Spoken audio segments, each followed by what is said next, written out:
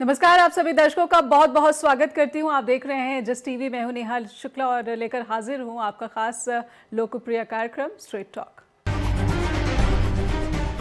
तो क्या भारत और अमेरिका के बीच जो ट्रेड डील हो रही है उससे लेकर भारत और अमेरिका के जो संबंध है और बिगड़ने की आशंकाएं गहरा गई हैं, और क्या ये भारत की तरफ से स्ट्रैटेजिक सरेंडर है? इसके साथ साथ कुछ सवाल और कुछ तथ्य ताज़ा जो इस समझौते से जुड़े हुए हैं हम अपने दर्शकों के सामने रखेंगे, और उसके बाद इस पूरी की पूरी ट्रेड डील से निकलकर सामने आ रही शर्तों को समझने की कोशिश करेंगे और उनकी सच्चाई को समझने की कोशिश करेंगे, अपने दर्शकों तक पूरी और सटीक जानकारी, स्पष्ट जानकारी देने की कोशिश करेंगे। तो आइए अपने दर्शकों के सामने कुछ आज के तथ्य और जो सवाल है वो रखते हैं कि क्या इस ट्रेड डील से भारत और अमेरिका के जो संबंध है और बिगड़ सकते हैं, क्योंकि कहीं ना कहीं जिस तरीके से जो संतुलन है दोनों पक्षों का, ऐसा लगता है कि अमेरिका अपनी शर्तें मनवा पाने में कामयाब रहा है, जबकि भारत को जीरो टैरिफ या फिर कम टैरिफ पर अमेरिका से $500 बिलियन का इंपोर्ट 5 सालों में करना होगा। ये हालांकि कमिटमेंट से इंटेंट की तरफ जरूर आया है अब सामने, लेकिन कहीं ना कहीं भारत पर दबाव रहेगा। रेसिप्रोकल और म्यूचुअल, ये दो शब्द आज भारत के विदेश मंत्रालय के प्रवक्ता रणधीर जायसवाल ने भी इस्तेमाल किया है कि ये जो समझौता है भारत और अमेरिका के बीच, ट्रेड डील है, ये म्यूचुअल और कहीं ना कहीं रेसिप्रोकल इसी पर आधारित है। तो रेसिप्रोकल, अगर जीरो टैरिफ या कम टैरिफ की बात आती है तो फिर विपक्ष का आरोप है कि आप 18% टैरिफ पर क्यों एक्सपोर्ट करने पर रजामंद हो गए। और इसी के साथ आ जाती है एक और डेवलपमेंट जो अमेरिका ने बांग्लादेश के साथ की है, ट्रेड डील। और इस ट्रेड डील में बांग्लादेश के टेक्सटाइल को जीरो टैरिफ पर अमेरिका के बाजारों में पहुंचाया जा सकेगा, इस शर्त के साथ कि अमेरिकी कपास का ही इस्तेमाल टेक्सटाइल के लिए किया जाएगा। हालांकि भारत की तरफ से जो कॉमर्स मिनिस्टर हैं पीयूष गोयल, उन्होंने कहा है कि अभी बातचीत चल रही है और इसी तरह का जो समझौता है वो भारत के साथ भी जरूर सामने आएगा। इस बात की उन्होंने उम्मीद जताई। हमारे साथ आज बहुत ही खास मेहमान जुड़ चुके हैं स्ट्रेट टॉक के पैनल पर। आइए उनका स्वागत कर लेते हैं। हमारे साथ जुड़े अनिल त्रिगुनायत, फॉर्मर एम्बेसडर, और हमारे साथ जुड़े Dhananjay Tripathi, foreign issues expert. आप दोनों का बहुत बहुत स्वागत करती हूं। और शुरुआत में अनिल सर आपसे करना चाहती हूं, जिस तरीके से नई शर्तें फैक्ट शीट में अमेंडमेंट हो जाता है, कहीं ना कहीं जो भरोसे की कमी पिछली गर्मियों से जो शुरू हुई दोनों देशों के बीच, उस कमी को आप देख पा रहे हैं। हालांकि करेक्शन हो गया, जिसे भारत के विदेश मंत्रालय की तरफ से कहा गया है कि ये आपसी समझ को दर्शाता है। जी देखिए नेहा जी, इसमें कई चीज़ें समझने की हैं। एक तो ये कि भारत और अमेरिका के जो संबंध हैं, जिसको हम ग्लोबल कम्प्रहेंसिव स्ट्रेटेजिक पार्टनरशिप के रूप में देखते हैं, उसके बहुत सारे वर्टिकल्स हैं और उसमें ट्रेड भी एक बड़ा वर्टिकल है। और आपने देखा कि प्रेसिडेंट ट्रम्प ने पिछले जब टर्म में वो थे, तब भी उन्होंने भारत को कहा कि भारत तो डेवलप्ड कंट्री हो गया, इसलिए उसको जीएसपी बेनिफिट्स की जरूरत ही नहीं है, तो हमको जीएसपी से निकाल दिया। उस टाइम पे सैंक्शंस भी, दोनों बायलैटरल सैंक्शंस चली थी, दोनों तरफ से सैंक्शंस लगी थी। तो उसके बाद हमको सबको मालूम है ये बात कि प्रेसिडेंट ट्रम्प जो है वो टैरिफ्स के बारे में हमेशा बात करेंगे और करते रहे हैं, और भारत को कई बार उन्होंने टैरिफ किंग और किस किस तरह की बातें कही हैं। तो उन्होंने दो चीज़ें बिल्कुल मैं कहूँगा ताक पे रख दी। एक तो ये कि इंटरनेशनल लॉ, और जो भी हमने गैट में या डब्ल्यूटीओ में निगोशिएशंस हुए थे उसका कोई मतलब अब उनके लिए नहीं रहा। तो उन्होंने प्योरली ट्रांजैक्शनल मैनर में कि हमें किस तरह से इंजरी, जो अमेरिका को परसीव्ड इंजरी है या विक्टिम जो सिंड्रोम है, उसको कैसे कम किया जाए। और उन्होंने सारी दुनिया के सब देशों के ऊपर में एक तरह से 10% का पहली टैरिफ लगा दिया एंट्री का उन्होंने। उसके बाद में जहां जहां उनको कोई कोई जियोपॉलिटिकल समस्याएं नजर आती थी, वहां वहां उन्होंने उसको अपना टैरिफ को एक टूल के रूप में इस्तेमाल करते रहे।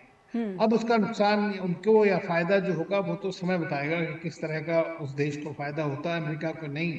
लेकिन खास तौर से इसने क्या किया है कि हमें एक तरह से, मैं समझता हूँ बड़ा अच्छा किया प्रेसिडेंट ट्रम्प ने जो किया। उससे यह है कि कम से कम हमें ये तो पता लग गया कि भाई जो स्ट्रेटेजिक पार्टनरशिप वगैरह चीजें हैं उस सब का मतलब कुछ नहीं है, ट्रांजैक्शन सबसे इम्पोर्टेंट चीज है। तो आप क्या टेबल पे ला सकते हैं और क्या किसको दे सकते हैं, वो एक बड़ी इंपॉर्टेंट सी बात है। तो ये हमें क्या सिखाता है कि हमें अपने आप को आत्मनिर्भर करना जितना ज्यादा कर सकते हैं। दूसरा हमें ये कि अपने आप को रिलेशनशिप को डाइवर्सिफाई करना। जी और इसीलिए आप देखेंगे कि ओवरऑल जो भारत का, भले ही अमेरिका के साथ थोड़ा बहुत ट्रेड कम हुआ हो, लेकिन हमारा जो ट्रेड ओवरऑल बढ़ा है और हमने 100 से ज्यादा और देशों के साथ में निर्यात बढ़ाने की कोशिश करी है। सारी हमारी एम्बेसी इसी बात में लगी हुई है कि कैसे नई जगह हम पाए। तो ये एक बड़ा अच्छी बात हुई है, पॉजिटिव डेवलपमेंट है। दूसरी चीज ये है कि अमेरिका ने देखा कि हमने 9 कम से कम जो है फ्री ट्रेड एग्रीमेंट साइन किए। सबसे बड़ा एग्रीमेंट जिसको कहते हैं mother of all agreements, FTS, वो हमारा साइन हुआ यूरोपियन यूनियन के साथ में। अभी जी इम्प्लीमेंट होने में उसमें टाइम है। और उसमें आप देखेंगे कि 90 से 95% टैरिफ जो लाइंस हैं वो 0% पे हैं वहां पर। और हमने भी अपना इस तरह का म्यूचुअल, क्योंकि two way trade is a two way street. जी और इसलिए, लेकिन प्रेसिडेंट ट्रम्प का मानना है, उन्होंने खाली गुड्स को एक ट्रेड के बारे में माना। आज के ज़माने में टेक्नोलॉजी, सर्विसेज, ये सब बहुत बड़ा इंपोर्ट माना जाता है। डिफेंस के एक्सपोर्ट्स हैं, वहाँ से हम कर रहे हैं इतना ज़्यादा। उन सबको उन्होंने नहीं, बल्कि वो ए टू बी इस तरह से उन्होंने किया। और उसके चलते उन्होंने भारत के ऊपर में 25% पहले टैरिफ लगाया जी जी और दूसरी बार फिर 25 लगाया। अब 18% आ गया 50% से। तो एक तरह से आप कह सकती हैं कि ये एक विक्ट्री है। भाई 50 से 18 आना एक बड़ी बात हो जाती है। दूसरा 18% इस वक्त जितने भी कंट्रीज हैं सबसे लोएस्ट था, जी ये भी एक बड़ी बात है। तो जी सब प्लीज ये आप पूरा बताएं। करें। लेकिन जब आप कहते हैं कि ये रेसिप्रोकल है या फिर म्यूचुअल है, मैं थोड़ा सा यहाँ पर Indian ministry of external affairs का स्टेटमेंट जो लेटेस्ट आया है, व्हेन दे से कि ये म्यूचुअल और रेसिप्रोकल जो है ये डील है, तो यहाँ पर म्यूचुअल या फिर रेसिप्रोकल कहाँ है कि या तो आप टैरिफ को कम कर रहे हैं यूएस इंपोर्ट पर या फिर आप जीरो कर रहे हैं, और भारत जो कि विकासशील देश है वो 18% पर सहमत हुआ है। जी अगर आप ये देखें तो जो प्रेसिडेंट ट्रम्प ने 25% का भी जो टैरिफ लगाया था शुरू से, या 50% का भी, तो भारत के 60% से ज्यादा प्रोडक्ट्स उस टैरिफ से बाहर थे। खाली कुछ टैरिफ लाइंस के ऊपर में ही आपको वो टैरिफ लगा है पूरे टाइम पे। क्यों? क्योंकि उनको उन चीज़ों की आवश्यकता है, तो उन्होंने उसके ऊपर में टैरिफ नहीं लगाया है। तो वो चलता रहा लगातार। अब दूसरी चीज़ ये है कि देखिए, अभी ये है फ्रेमवर्क एग्रीमेंट, अभी कोई एग्रीमेंट एक्चुअल साइन नहीं हुआ है। अब अगली असली एग्रीमेंट तो जब साइन होगा तब उसके अंदर फाइन प्रिंट आएगा। अभी वो फैक्ट शीट में भी चेंज हो जा रहे हैं, कभी किस चीज़ में हो रहा है। और ये प्रेसिडेंट ट्रम्प की आदत है कि वो फोन करेंगे, फोन के बाद में जो वो कहते हैं वो समझते हैं एग्री कर गया अगला आदमी, और उसको वो अपने ट्रूथ सोशल में डाल देते हैं। हमारा मीडिया उसको तुरंत पिकअप कर लेता है और सोचता है कि भारत को बेच दिया या ये कर दिया। देखिए, ये चीजें लॉन्ग टर्म होती हैं। यूरोपियन यूनियन के साथ हम लोग 20 साल से ट्रेड एग्रीमेंट की बात कर रहे हैं, कितने कंट्रीज के साथ में हमने, लेकिन जब अब जो साइन हुआ है वो आज के हिसाब से साइन हुआ है, जो हमारी रिक्वायरमेंट्स हैं दोनों की। तो ये धीरे धीरे सब बातें सामने आएंगी और अब देखना पड़ेगा कि किस तरह से ये आगे बढ़ता है या एक्चुअल फाइनल शेप क्या लेता है। जी लेकिन जब लेकिन आप हमें ये कहते नहीं हैं कि भूलना चाहिए। ट्रांजैक्शनल रिलेशंस में अगर ये बदल जाएगा तो कितना भरोसेमंद अमेरिका साथी रह जाएगा, खास करके ऐसा नहीं है कि डोनाल्ड ट्रंप ही राष्ट्रपति पद पर बने रहेंगे, उसके बाद भी जो भी सरकारें आएंगी अमेरिका के साथ जो संबंध है इस पर कहीं ना कहीं भरोसे की कमी का ये सामना कर रही है। हमारे साथ धनंजय जी भी जुड़े हुए हैं। इससे पहले कि उनके पास जाऊं, इस पूरी की पूरी ड्रील को समझने के लिए एक छोटे से ब्रेक का इशारा हो रहा है। एक ब्रेक के लिए रुकेंगे और ब्रेक के बाद फौरन लौटेंगे स्ट्रेट टॉक के साथ। दर्शकों से अनुरोध, जुड़े रहिए जस्ट टीवी पर। फिर से स्वागत है आप सभी दर्शकों का। आप देख रहे हैं स्ट्रेट टॉक और हमारे साथ धनंजय त्रिपाठी भी जुड़े हुए हैं। आइए आप दर्शकों को उनके पास लेकर चलते हैं। धनंजय सर, जैसा कि अनिल सर कह रहे हैं यहाँ पर कि ट्रांजैक्शनल दिख रहा है वर्तमान में ये पूरा का पूरा जो है रिलेशंस, अगर ट्रांजैक्शनल ही रहा तो आप जो भरोसा है दोनों देशों के बीच, जो लगभग 2 दशक तक इस पर काम किया दोनों ही देशों की सरकारों ने, इसे आप सबसे जो है ऐसी स्थिति में देख रहे हैं जो बहुत ही कमज़ोर स्थिति में है, और इसका आने वाले भविष्य में कितना बुरा असर देखने को मिल सकता है भारत और अमेरिकी संबंधों को लेकर। धन्यवाद नेहा जी। सबसे पहले तो मैं ये कहना चाहूँगा आपके प्रश्न पे आने के पहले कि हम लोग अंतर्राष्ट्रीय संबंध में कहते हैं कि it's always good to have a deal and not to have a deal. एक ठीक है, एक डील हो गई, अब उसकी गहराइयों में जाएंगे अलग बात है, लेकिन एक कोई डील नहीं होने से अच्छा है कि एक डील हो गई। आप बट एट व्हाट 50% पे कॉस्ट? था। उस हाँ जी, कॉस्ट को जो है समझा जाना बहुत जरूरी है। जी जी जी, मैं उसी पे आ रहा हूँ कि पहले तो एक है कि डील हो गई, आप पहले 50% था, वो घट के 18% आ गया। 50% से आपके कुछ सेक्टर्स अफेक्ट हो रहे थे, जर्मन ज्वेलरी अफेक्ट हो रहा था, आपका टेक्सटाइल इंडस्ट्री अफेक्ट हो रहा था, आपकी मेरीन इंडस्ट्री जो फिशरीज वगैरह है उसके एक्सपोर्ट अफेक्ट हो रहे थे, और ये लेबर इंटेंसिव इंडस्ट्रीज है भारत की। इसमें असर हो रहा था। और जैसे एम्बेसडर बता रहे थे बिल्कुल सही कि जिसपे अमेरिका को फायदा था उन्होंने उस पे कोई टैरिफ नहीं लगाया, जहां पे उनको लग रहा था कि भारत और ये प्रेशर टैक्टिक्स अमेरिका की है, जी। ट्रम्प की खास करके। दूसरी एक बड़ी अहम बात है कि अंतर्राष्ट्रीय संबंध ट्रम्प के आने के बाद से लगातार उथल पुथल में है। अंतर्राष्ट्रीय संगठन, खास करके WTO जैसे संगठन जिसको हम बहुत महत्वपूर्ण मानते थे शीत युद्ध के बाद, अब उसकी प्राथमिकता क्या है देशों के लिए, उसका खुद का अपना अस्तित्व क्या है, इस पे एक बड़ा चिन्ह लग गया। क्योंकि WTO को भी खड़ा करने में अमेरिका का एक बड़ा भूमिका और बड़ी योगदान रहा है, और अमेरिका जिस तरह से उससे विड्रॉ करके आए वो एक बड़ी बात है। तीसरी, अगर ट्रम्प की आप विदेश नीति को देखें तो भारत तो एक अलायंस पार्टनर है, 20 सालों में उसमें दोनों देशों ने काफी इन्वेस्टमेंट किया। पर हमें ये नहीं भूलना चाहिए कि यूरो अटलांटिक अलायंस, हम लोग जो टेक्स्ट बुक एग्जाम्पल देते हैं कि एक अलायंस जो तमाम सारी चीजों से प्रभावित नहीं हुआ, उससे कुछ उस पर असर नहीं पड़ा, नेटो हो गया, और दुनिया में एक तरह की दादागिरी रही है वेस्टर्न पावर की, वो यूरो अटलांटिक अलायंस के जरिए रहा। तो इंडिया का अलायंस तो 20 साल का है, इनका तो 60-70 साल का है, और उस अलायंस पे भी असर खास तौर पर ट्रम्प के आने से पड़ा है। आप देखिए यूरोपीय देश प्रसन्न नहीं है, ग्रीनलैंड का प्रश्न है, रशिया यूक्रेन का प्रश्न है, उसको जो है कि वो क्या डील कर रहे हैं उसको लेके काफी सारी शंकाएं यूरोपीय देशों के अंदर है। और इंडिया EU का जो डील हुआ उसमें तमाम चीजें हैं, लेकिन एक जियोपॉलिटिकल संदर्भ भी जुड़ा हुआ है। तो अब मैं आपके प्रश्न पे आना चाहूंगा इन तमाम बातों के चलते कि क्या भारत और अमेरिका संबंधों को धक्का लगा है? बिल्कुल लगा है।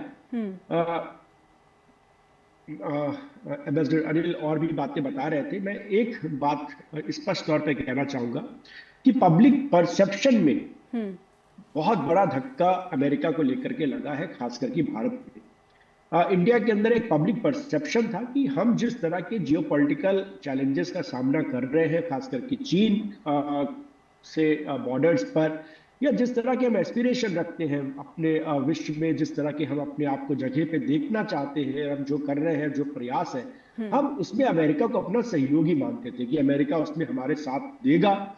और हम आइडियोलॉजिकल कमिटमेंट की बात करते थे, डेमोक्रेसी की बात करते थे, और जो लिबरल वर्ल्ड ऑर्डर है इसकी बात करते थे। ट्रम्प के आने के बाद से ऐसा लगा कि उनको इन तमाम चीजों से कोई वास्ता नहीं है जी। अब अमेरिका एक हेजीमॉन के स्तर पे भी, अगेन अंतर्राष्ट्रीय संबंध में हम कहते हैं हेजीमॉन के स्तर पे भी था, और हेजीमॉन हमेशा ऑर्डर बना के रखने की कोशिश करता है, और उसमें अलायंसेस इंपॉर्टेंट है, और भारत उस संदर्भ में एक महत्वपूर्ण एक प्लेयर अमेरिका के अलायंस जो फ्यूचर में वो देख रहे हैं तो उसमें था। तो बिल्कुल ये सही है कि वो सपना कहीं ना कहीं उसको एक धक्का लगा है। अमेरिका की छवि जो भारतीय लोगों में थी उसको एक धक्का लगा है, और इसके साथ मेरे ख्याल से एक वेकअप कॉल भी, मेरे शायद कहते ना कि क्राइसिस में थोड़ा और इंटेलिजेंटली हम सोच पाते हैं, तो मेरे ख्याल से क्राइसिस है, और हमें ये समझना पड़ेगा कि भारत की जो स्ट्रेटेजिक ऑटोनॉमी है उसको हमें बचा के रखना है, हमें और मल्टी अलाइनमेंट में जाने की आवश्यकता है, ट्रेड को हमें अपने डाइवर्सिफाई करने की जरूरत है। क्योंकि देखिए सवाल सिर्फ ट्रम्प रेजिम का नहीं है, मेरे ख्याल से अमेरिका ने एक ऐसा चीज दिया है जिससे पूरी दुनिया को ये समझ में आ गया है कि उनको अपने इर्द गिर्द वो अमेरिका पे ज्यादा भरोसा नहीं कर सकते। ट्रम्प के अलावा कोई भी आके कल को और भी कुछ चीजें कर सकता है। तो डाइवर्सिफिकेशन ऑफ नेशनल जो आपके ट्रेड है, diversification of interest, diversification of alliance, ये तमाम चीजें एक महत्वपूर्ण चीज हो गई है।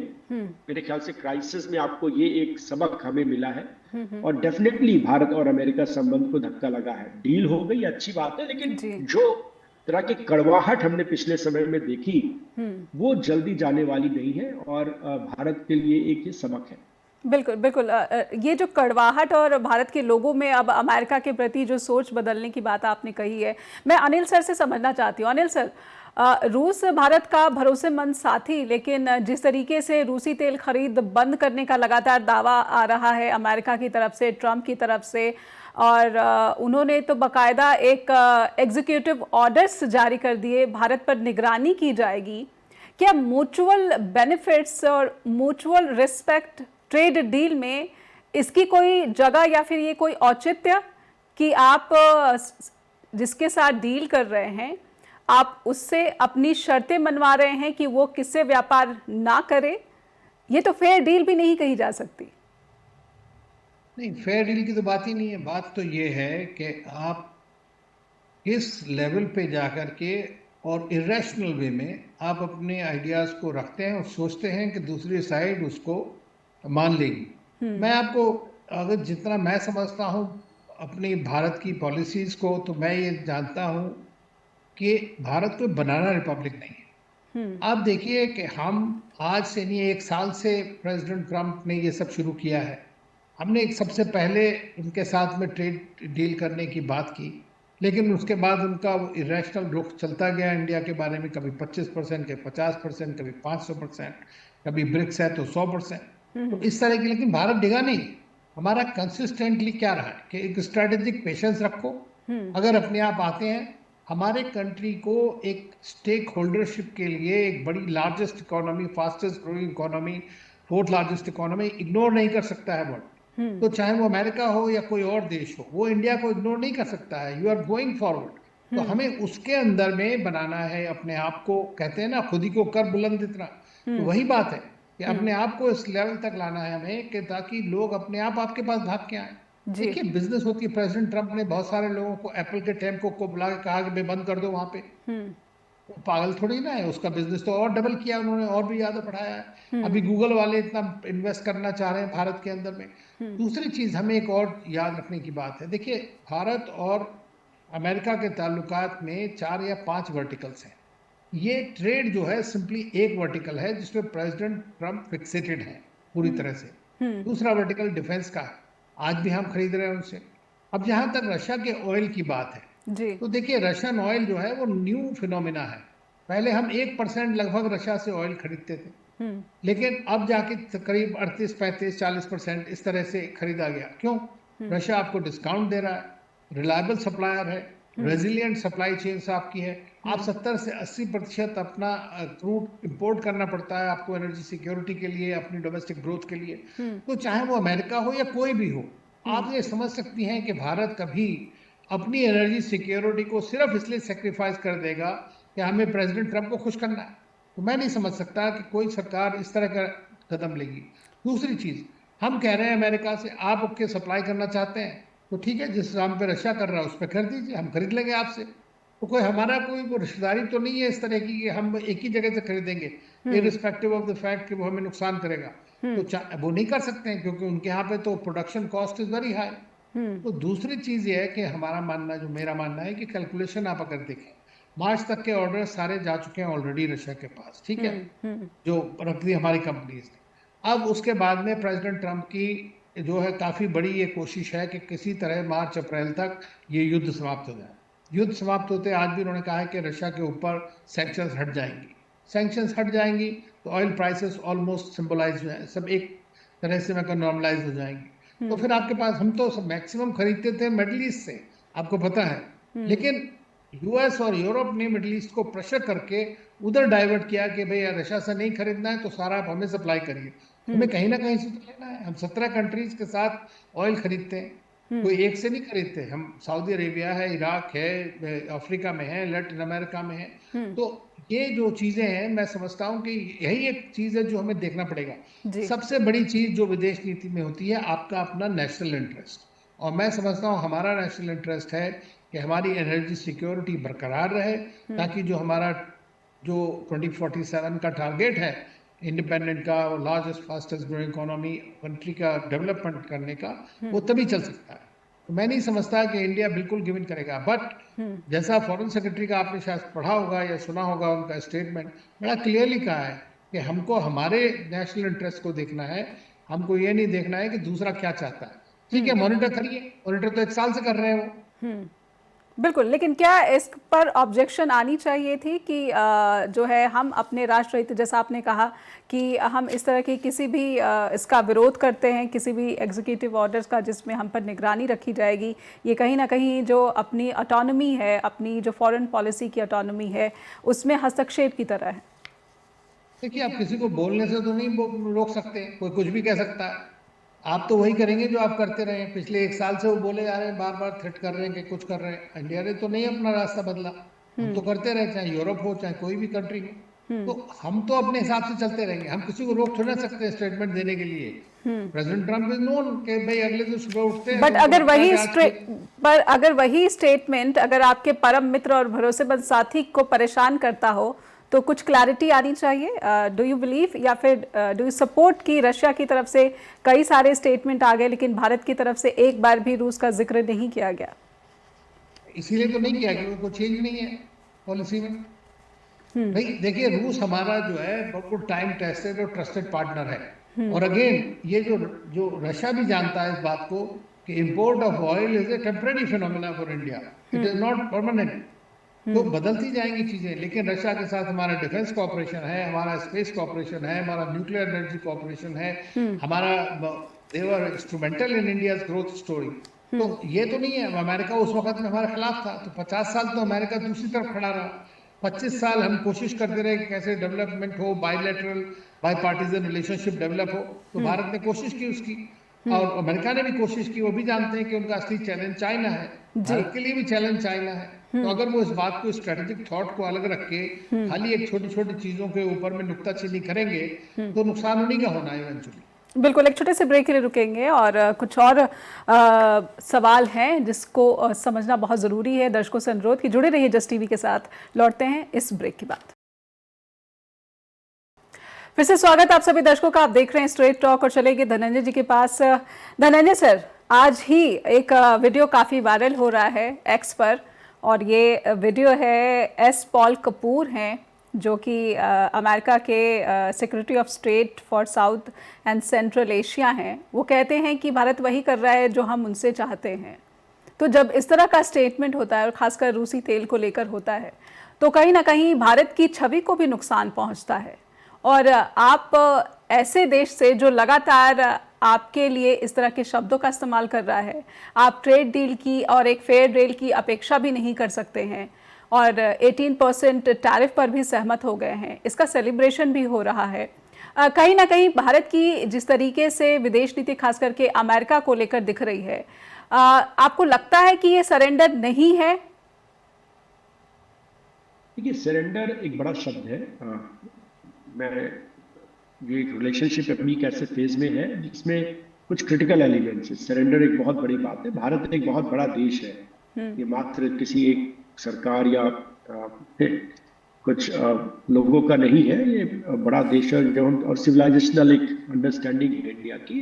तो और दुनिया के अंदर कोई ऐसी शक्ति नहीं है जो 1.4 बिलियन लोगों को दरकिनार करके, और वो भी एक डेवलपिंग कंट्री के तौर पर है, उसको आप दरकिनार करके आप अंतर्राष्ट्रीय व्यवस्था या उसके बारे में सोच सकते हैं। अब वो क्या कह रहे हैं, क्या नहीं कह रहे हैं, क्या भारत कह रहा है, ये तो सरकार के ऊपर है उसका जवाब देना, और जवाब देना भी चाहिए। अगर कोई हाई ऑफिशियल वहां पे इस तरह की बात कर रहा है तो सरकार को उसका पुरजोर तरीके से उसका जवाब देना चाहिए, वो बहुत जरूरी है जी। लेकिन देखिए, ट्रम्प एडमिनिस्ट्रेशन ने दबाव भारत के ऊपर लगातार बनाया है, और उसका सीधा जो चीजें रही है कि वो यहाँ पर उन सेक्टर्स में एक्सेस चाहते हैं जिसमें भारत के लिए एक्सेस देना मुश्किल है। ईयू का डील में भी अगर हम बात करें तो डेयरी और एग्रीकल्चर को हमने उस तरीके से टच नहीं किया जी। वो कुछ ऐसे सेक्टर्स हैं जो हमारे लिए क्रिटिकल हैं, जैसे कि वो टेक्सटाइल में कह रहे हैं कि आप कपास हमसे खरीद लीजिए, हम और टैरिफ नीचे ला देंगे। तो जो हमारे कपास उगाने वाले हमारे किसान हैं उनका क्या होगा? तो अभी बहुत चीजें इसमें सामने आनी बची हैं। लगातार जो भी डील हुई है या जो भी समझौते हुए हैं, वो अभी स्टेटमेंट्स के लेवल पे है। जॉइंट स्टेटमेंट के बाद एक अभी और स्टेटमेंट आया है जिसके अंदर चीजें थोड़ी बदली हुई है, शब्द के हेर फेर हो रहे हैं। तो फाइनली क्या एग्री हो रहा है उसके ऊपर है। और पर जब विदेश मंत्रालय को मैं यहाँ पे कोट करना चाहती हूँ, भारत के विदेश मंत्रालय का एक ताज़ा बयान जिसमें कहते हैं कि जो ज्वाइंट स्टेटमेंट आया भारत और अमेरिका का, वो ही मुख्य आधार है इस पूरे के पूरे ट्रेड डील का। तो कहीं ना कहीं स्पष्ट है कि $500 बिलियन का इंपोर्ट 5 सालों में भारत को करना होगा, भारत को 18% पर अपना निर्यात करना होगा और भारत को जो अपना एग्रीकल्चर सेक्टर है उसे भी एक सीमित दायरे में ही लेकिन खोलना पड़ा है। जी देखिए, जो 500 बिलियन का इंपोर्ट है उसके बारे में कोई स्पष्टीकरण नहीं है कि क्या वो किस सेक्टर में होगा, क्या वो ओवरऑल है। उसमें बहुत तमाम चीजें, उसमें डिफेंस भी है, उसके अंदर आपके हाई टेक्नोलॉजी, इंजीनियरिंग गुड्स, बहुत बहुत तमाम चीजें, और जिसमें बहुत चीजें भारत को आवश्यकता भी है। एनर्जी सप्लाई भी है। जी, एनर्जी सप्लाई भी है। कुछ टेक्नोलॉजिकल कटिंग एज टेक्नोलॉजी अगर इंडिया में आ रही है तो ठीक है, अच्छी बात है, उसमें हमें क्या दिक्कत हो सकती है। उनकी कुछ और तरह की चीजें आ रही है, कुछ स्पेस टेक्नोलॉजी है, कुछ डिफेंस पैक्ट है, तो वो तो ठीक है। ओवरऑल वो बोल रहे हैं, उसको उन्होंने स्पेसिफाई नहीं किया है कि आपको एनर्जी सेक्टर में 500 लेना है या आपको एग्रीकल्चर सेक्टर में लेना है, वो कोई स्पेसिफिकेशन नहीं है। दूसरी चीज है कि मैं थोड़ा पॉलिटिकल इकोनॉमी में इधर लाना चाहता हूँ कि अगर ठीक है 500 का बिलियन का मार्केट कल भारत उनके लिए है, तो भारत उनके लिए एक इंपॉर्टेंट पार्टनर भी, जो आज हमारी स्थिति उससे हमारा नेगोशिएटिंग पावर और बढ़ता है। तो ये कोई वैसी चीजें नहीं है, इसमें बहुत सारी स्पष्टीकरण की आवश्यकता है। एक चीज जो हमारे लिए, जो मुझे लगता है क्रिटिकल है, वो हमारा डेयरी और एग्रीकल्चर सेक्टर है। मेरे ख्याल से भारत का जो कॉम्पिटिटिव और जो यहाँ पर जिस तरीके की एग्रीकल्चर एडवांस टेक्नोलॉजी वगैरह है, वो भारत में अभी नहीं है। जी, वो सेक्टर्स हमारे लिए क्रिटिकल है और उनपे हमें थोड़ा वॉचफुल रहने की आवश्यकता है, क्योंकि प्रेशर अधिकतर वहां पर ही है। बाकी और डिफेंस तो हम एनीवे उनसे ले ही रहे हैं, हम और सेक्टर्स में उनके साथ नेगोशिएशन में हैं, हम एयरक्राफ्ट तो उनसे लेते ही हैं। तो ऐसा कुछ नहीं है कि जो हम नहीं ले रहे हैं, लेकिन कुछ सेक्टर्स ऐसे हैं जो हमारे लिए, हमारी जो इकोनॉमी है, एग्रीकल्चर है, उसकी रीढ़ की हड्डी है। तो उन सेक्टर्स पे हमें वॉचफुल रहने की जरूरत है, और अभी जब पूरे चीजें आएंगी खुल करके तो समझ में आएगा कि कहाँ पर चीजें हैं। दूसरी चीज ये है कि अगर अमेरिका अपने आप को इंटरनेशनल रिलेशन से विड्रॉ कर रहा है, अपने इनवर्ड लुकिंग उसकी पॉलिसीज हो रही, तो भारत को भी अपने आप को डाइवर्सिफाई करने की आवश्यकता है। मेरे ख्याल से ये एक लर्निंग लेसन इस पूरे संदर्भ में निकल के आता है, और उसमें रशिया एक इंपॉर्टेंट भूमिका भारत के लिए रहेगी। रशिया के राष्ट्रपति भी यहाँ पे पहले आए थे और उनके साथ हमने बहुत सारे नेगोशिएशंस भी किए हैं। रशिया के साथ भी हमारे ट्रेड और ये तमाम चीजें बढ़ेंगी। तो मेरे ख्याल से हमें और पार्टनरशिप तलाशने की जरूरत है। यूरोप के साथ एफटीए अच्छा है, पर क्या हम पॉलिटिकली इन्वेस्ट और होंगे? क्योंकि कहीं ना कहीं अमेरिका के चक्कर में पिछले 20 सालों में हमने कुछ और एरियाज हैं जिन पे उतना ध्यान जितना हम दे सकते थे या देना चाहिए था, वो हमसे इग्नोर हुए हैं। तो क्या हम अपने जो भी डाइवर्सिफिकेशन है वो प्रॉपरली कर पाएंगे? क्या हम यूरोप के साथ पॉलिटिकली भी इन्वेस्ट हो पाएंगे और ज्यादा?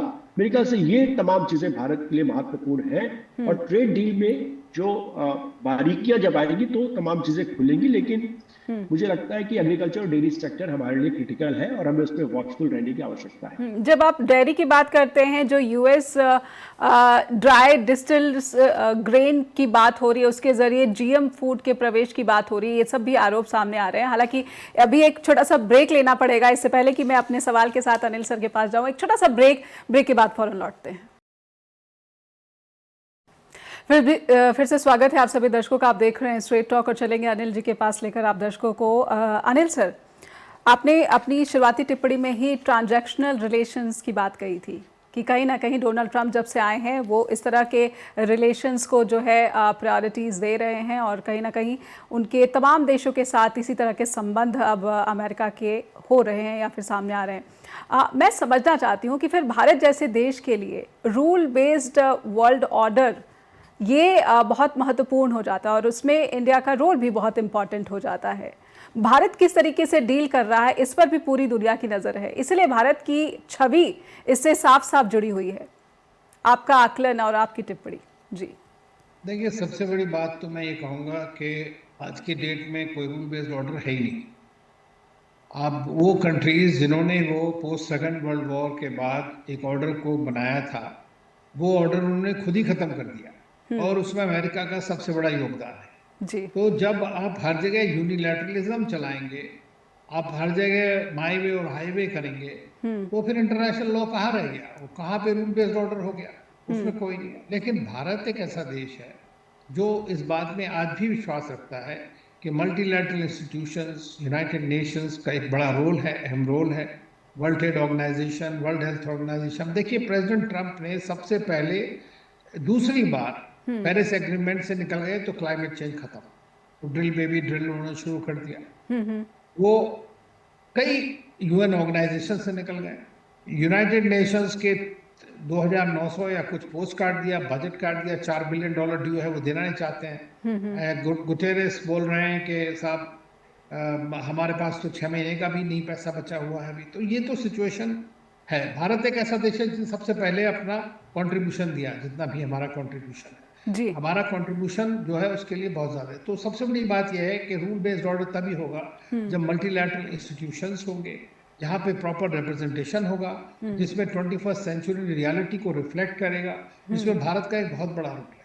तो भारत तो हमेशा रूल बेस्ड ऑर्डर के पक्ष में रहा है और उसको फॉलो किया है। यही हम इंडो पैसिफिक में कहते हैं कि भाई सबको फ्रीडम ऑफ नेविगेशन होना चाहिए। जो भी इंटरनेशनल रूल्स हैं या ट्रीटीज हैं जो आपने साइन करी हैं, उन ट्रीटीज के लेकिन अब हमें रियलिस्टिक होना पड़ेगा। उसमें यह है कि भारत को लाइक माइंडेड कंट्री, चाहे वो G20 में हो, चाहे वो ब्रिक्स में हो, चाहे वो दूसरे किसी ऑर्गेनाइजेशन के बीच में हो, उनके साथ मिलकर के एक बड़ा वक्त है कि एक बड़ा रोल प्ले करने का। क्योंकि भारत आज की डेट में मैं समझता हूँ रूल टेकर की जगह रूल शेपर और रूल मेकर बनना चाहता है। तो उसके लिए अब हमें थोड़ा और काम करना पड़ेगा। देखिए, ये टेम्परेरी ब्लिप्स होती हैं, इस तरह के लीडर आते हैं, वो चेंज कर देते हैं सिस्टम को। लेकिन मैं समझता हूँ कि उन्होंने बहुत बड़ा एहसान किया हमारे ऊपर इस तरह की बात करके, क्योंकि वह बहुत जल्दी कई बार ये हो जाता है कि आप देखते रहते हो कि यार ये तो चल रहा है, बड़ी अच्छी रिलेशनशिप है, उनको चाइना के लिए आप चाहिए तो वो तो आपको छोड़ ही नहीं सकते। तो ये जो स्टेसिस आ जाती है फॉरेन पॉलिसी एस्टेब्लिशमेंट के अंदर, उसको हिला दिया उन्होंने, और ये बड़ी अच्छी बात है। और प्रोफेसर साहब भी कह रहे थे और मैं भी ये कह रहा हूँ, तो भारत की भी फॉरेन पॉलिसी को हिला दिया है डोनाल्ड ट्रंप ने। नेचुरली हमारी नहीं, सारी दुनिया की फॉरेन पॉलिसी, नो ऑर्डर भाई, सारी दुनिया की फॉरेन पॉलिसी को उन्होंने हिला दिया। जो चीजें एस्टेब्लिश नॉर्म्स हैं वो नॉर्म्स ही नहीं रहे, उन नॉर्म्स को कोई फॉलो ही नहीं कर रहा है, तो अब क्या बात करेंगे? अब तो ये है कि मैं आपसे मिल रहा हूँ, आपके साथ में मेरी डील हो गई, मेरा बात हो गया, चलो ठीक है। बायलैटरल उनके साथ हर चीज बायलैटरल ट्रांजैक्शनल मैनर में करनी पड़ेगी।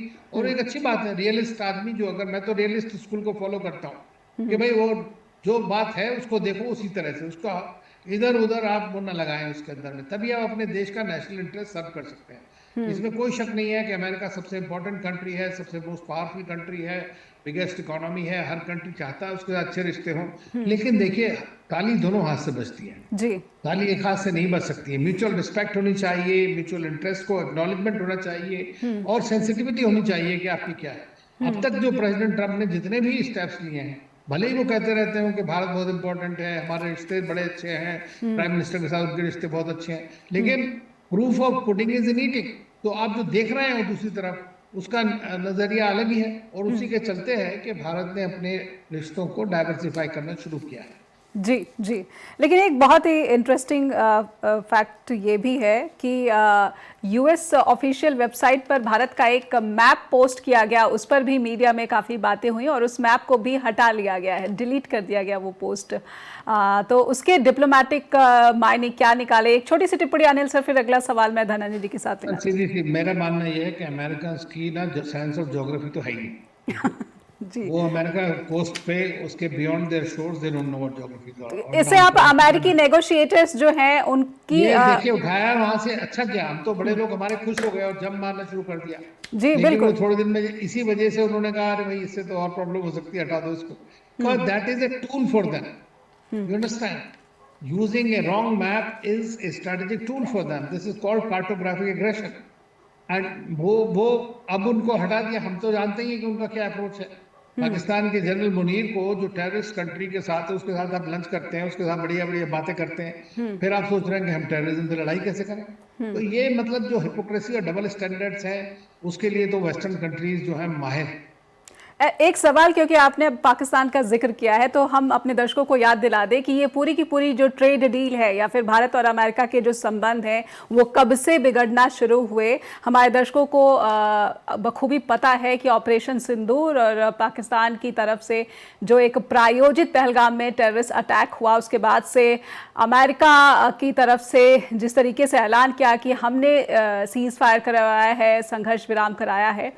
इस समय में धनंजय सर, भारत को बदलती दुनिया जो वर्ल्ड ऑर्डर है या फिर जिस तरीके से कहा यह जाता है कि एक संक्रमण के दौर से गुजर रही है दुनिया, इस समय भारत को अपने दोस्तों को चुनने में बहुत ही एहतियात बरतना है, खास करके तब जब भारत अभी ऑपरेशन सिंदूर के दौरान उससे गुजर रहा है. अभी ये खत्म ही नहीं हुआ है, इसे पॉज करा गया है.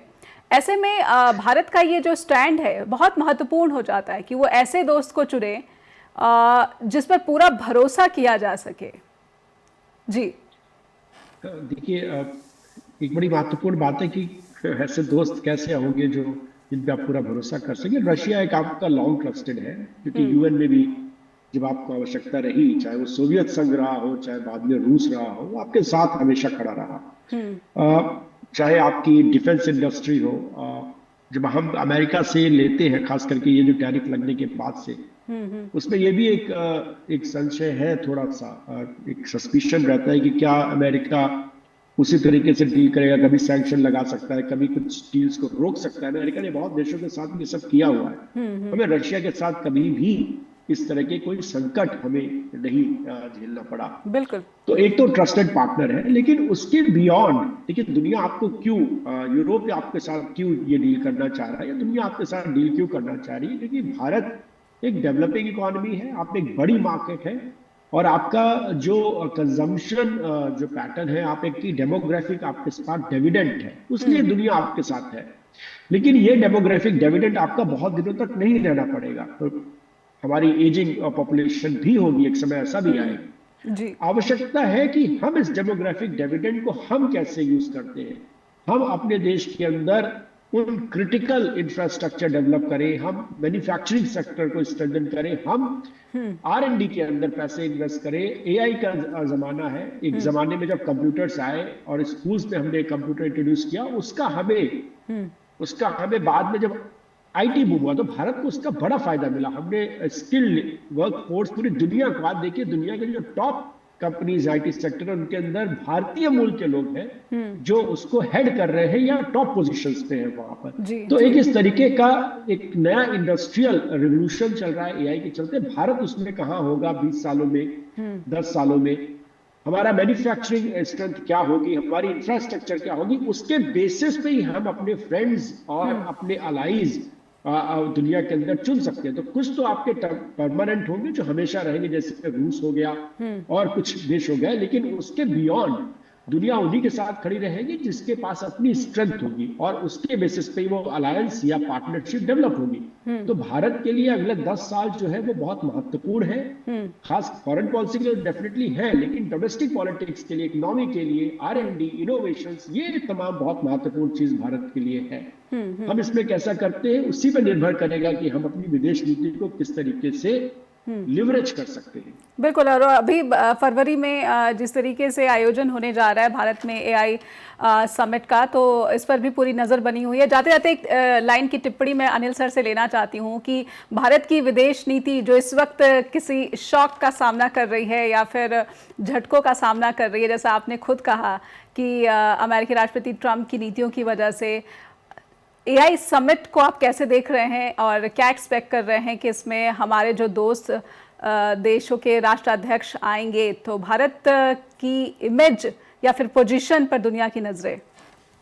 देखिए, आप इस साल कई सारी चीजें भारत जो देखिए अंतर्राष्ट्रीय पटल पे भारत के कोई कमी नहीं आई है अपने नाम में. फॉरेन पॉलिसी इस लिहाज से काफी सक्सेसफुल है.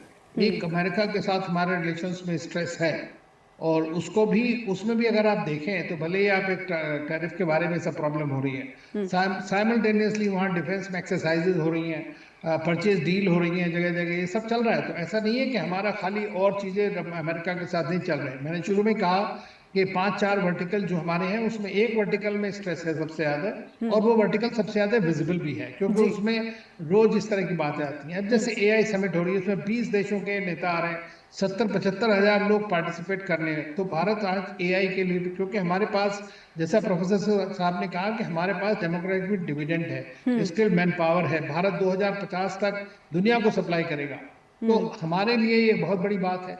दूसरा, हमारा ब्रिक्स के हम चेयर हैं इस वक्त, तो ब्रिक्स समिट होगी भारत के अंदर, तो फिर बड़े लोग आएंगे, बड़े सारे कंट्रीज हैं उसमें। दूसरा, उसके बाद में इंडिया अफ्रीका फोरम समिट इस बार होगी, जिसमें सारे नेता जो हैं अफ्रीका कॉन्टिनेंट के आएंगे। और जो प्रोफेसर साहब ने कहा, उसके बाद में कहना चाहता हूँ, आपने पूछा था कहाँ फ्रेंड है, आपके फ्रेंड भी हैं, वो हैं अफ्रीका में, डेवलपिंग कंट्रीज में। आप एक वॉइस ऑफ ग्लोबल साउथ हैं, आप एक प्रिंसिपल फॉरेन पॉलिसी को लेकर के आगे चल रहे हैं, तो आपके साथ दुनिया खड़ी रहेगी, तो इसलिए चिंता की बात नहीं है। लेकिन अपनी एक कॉम्प्रहेंसिव पावर बनानी है, ताकि जो हमारे नेबर्स जो बुरी नज़र हमारी तरफ रखते हैं, उनके लिए एक सफिशिएंट डिटरेंस हो, और दूसरे कंट्री जो अपॉर्चुनिटी देखना चाहते हैं भारत में, वो उनके पास हो। तो ये हमारा इस वक्त सबसे बड़ा वो है, और इसीलिए भारत चाहता है कि शांति से आगे बढ़ते रहे। जी, बहुत बहुत धन्यवाद अनिल सर आपका भी, और धर्मेंद्र सर आपका भी बहुत बहुत आभार, आपने वक्त दिया, स्ट्रेट टॉक के साथ जुड़े। अपने दर्शकों से अनुरोध करना चाहती हूं कि आपका प्यार इस कार्यक्रम के साथ लगातार जुड़ा हुआ है, लेकिन अपेक्षा आपके फीडबैक की बनी रहती है, इसलिए हमें ईमेल भेजें info@justbroadcasting.com या फिर neha@justbroadcasting.com पर भी ईमेल ज़रूर पहुँचाएँ। देखते रहिए जस्ट टीवी। बहुत बहुत धन्यवाद।